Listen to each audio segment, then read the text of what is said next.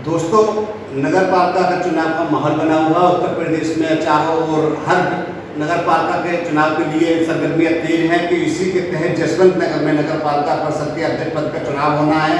यह नगर अध्यक्ष को चुना जाना है। इसी के तहत हम इनके बारे में कुछ जानकारी चाहेंगे कि लोगों को किस तरीके के सदस्य को प्रतिनिधि को चुनना चाहिए।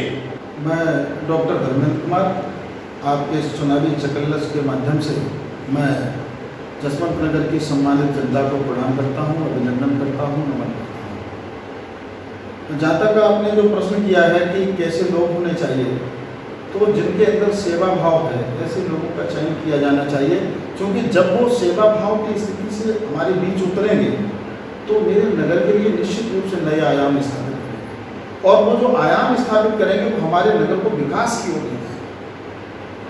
अब रहा सवाल इस बात का कि लोग कितना समझ पाते हैं, कितना नहीं समझ पाते हैं।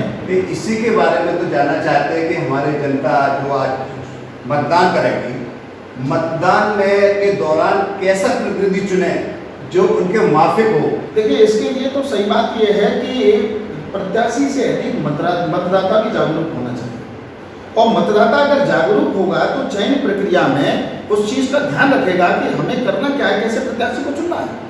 और जब प्रत्याशी हमारा अच्छा चुना जाएगा तो निश्चित रूप से आप ये मान लीजिए कि हमारे नगर का निश्चित रूप से विकास होगा। अब जैसे कुछ चीज़ें जानने की हैं, कुछ चीज़ व्यवहार से सीखने की है। सैद्धांतिक और व्यवहारिक पक्ष अगर दोनों मजबूत हैं तो हम आपसे दावा करते हैं कि नगर का विकास निश्चित रूप से होगा। अब ये है कि मतदाता पूर्व में जो प्रत्याशी के द्वारा किए गए कार्य हैं उसका मूल्यांकन करें और उसका अवलोकन भी करें कि इसने पूर्व में क्या क्या कार्य किए हैं। अगर कार्य उसके अच्छे हैं तो उसका मूल्यांकन करते हुए ऐसे प्रतिनिधि को, चाहे वो सभासद के रूप में हो, चाहे वो हमारे नगर पालिका अध्यक्ष के रूप में हो, ऐसे प्रतिनिधि का चयन किया जाना चाहिए। और जहाँ तक पार्टियों का सवाल है, मेरा मानना है कि प्रत्येक पार्टी को भी ऐसे प्रत्याशी का चयन करना चाहिए जो जनता के हित में कार्य कर सके और जनता के दुख दर्द में साथ दे सके।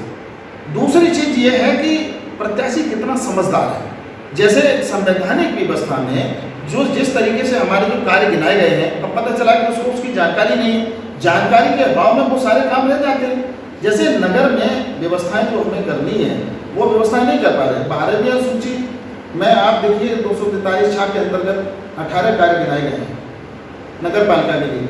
अब वो ऐसी स्थिति में क्या है कि उसको एक कार्य भी पता नहीं है तो वो कार्य करने की हैसियत नहीं रखेगा।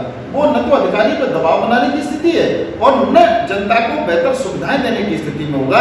और ऐसी स्थिति में क्या है कि जो हमारा प्रशासनिक वर्ग है वो प्रशासनिक वर्ग बहुत तेज तर्रार होता है और हमारे प्रतिनिधि का कतई ध्यान न रखते हुए वो कुछ चीज़ें अपने लाभ और हानि देखते हुए हमारी जो प्रशासन जो व्यवस्था है वो व्यवस्था इसकी भेंट चढ़ जाती है कि 5 साल के बाद जब मूल्यांकन होता है तो कहते हैं कि इस नगर पालिका में कोई कार्य नहीं हुआ, मतलब शून्य में चली गई। ये पोजीशन है। तो हमेशा चयन प्रक्रिया के अंतर्गत जब प्रत्याशी का चयन हो तो इस बात का विशेष ध्यान रखना चाहिए।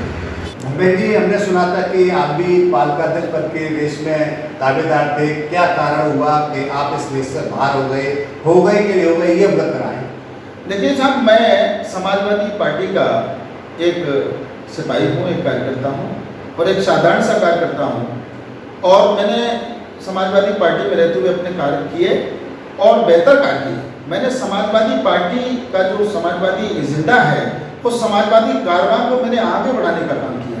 अब चयन प्रक्रिया के अंतर्गत हमारे जो माननीय जो हमारे नेताजी हैं, मंत्री जी हैं या राष्ट्रीय अध्यक्ष जी हैं, मैं समाजवादी पार्टी से जुड़ा रहा तो अब उनका एक निर्णय है, वो जो भी निर्णय करते हैं उसको स्वागत करेंगे। अब चूंकि वो जो निर्णय करेंगे वो निश्चित रूप से जनता के हित में करेंगे और जनता के हित में करेंगे तो जन कल्याण की बातें भी होंगी और जब जन कल्याण के कार्य होंगे तो हम निश्चित रूप से ये समझते हैं कि समाजवादी कारवां आगे बढ़ेगा। हाँ, ये बात सही है कि हम प्रत्याशी के रूप में आवेदन किए थे और आवेदन करने के बाद में जो भी निर्देश आदेश हमको मिलता हम उसका पालन कर पाएंगे। देखिए साहब, मैं एक बात ये समझता हूँ कि बाढ़ का जो प्रत्याशी है वो बाढ़ का प्रत्याशी कैसा है इससे मायने नहीं है। मेरा मानना है कि वो समझदारी होगा कि जनता अपनी चयन प्रक्रिया में उसको लेकर के आ रही है, सम्मानित जनता है, वो चयन प्रक्रिया में उसका चयन कर लिया। अब जरूरत इस बात की जब वो कार्य कर रहा है 5 साल तक तो जनता प्रश्न करने वाली भी होनी चाहिए। तो मेरा मानना है कि हम तो जनता हैं और हम उनसे प्रश्न कर सकते हैं, चूंकि हमारा प्रतिनिधि है, मेरा हक बनता है तो हम उसे मतलब प्रश्न करेंगे। रहा सवाल इस बात का कि समाज सेवा करना है, आपका जो प्रश्न है कि आप किसी वार्ड के माध्यम से समाज सेवा करें, तो मेरा मतलब यह है कि मेरा तो समाज सेवा एक उद्देश्य है। मैंने अपने मंच से, मैं अखिल भारतीय मंच में काव्य पाठ भी किया हूँ, मैंने अपने मंच से कई बार एक कविता पढ़ी है और मैंने अपना उद्देश्य स्पष्ट कर दिया कि है कठिन बाधा हमारी पार कर दो हे प्रभु, ना कभी सुख में जिया सुख में मरू ना हे प्रभु, बस यही है कामना सम्मान से जीता रहूं, निर्बलों के काम आनंद से जीता रहूं, कर अतिथि सम्मान खुद को धन्य समझूं हे प्रभु, और भाव से विद्वान का आदर करूं नित हे प्रभु। मेरी तो ये कामना है कि अगर हम वार्ड में सभासद भी न होंगे, चेयरमैन भी न होंगे, तो मैं अपनी समाज सेवा बंद नहीं कर दूंगा। हम समाज सेवा के लिए सदैव अपना कार्य करते रहेंगे और समाजवादी कारनामों से जो जुड़े हैं, जो समाजवादी न्याय की स्थापना के लिए जो कार्य करना है, वो निश्चित रूप से हम करते रहेंगे और उसको गति प्रदान करेंगे। दोस्तों, ये थे चुनावी चक्रलिस्ट की चर्चा में धर्मेंद्र जी, जिन्होंने अपने दिल की बात आप लोगों को सामने पेश की है। इन्होंने बताया कि प्रत्याशी को कैसा होना चाहिए और प्रत्याशी को मतदाता है किस रूप में चुनना चाहिए, अच्छा बुरा समझना चाहिए, किसी की बातों में नहीं आना चाहिए।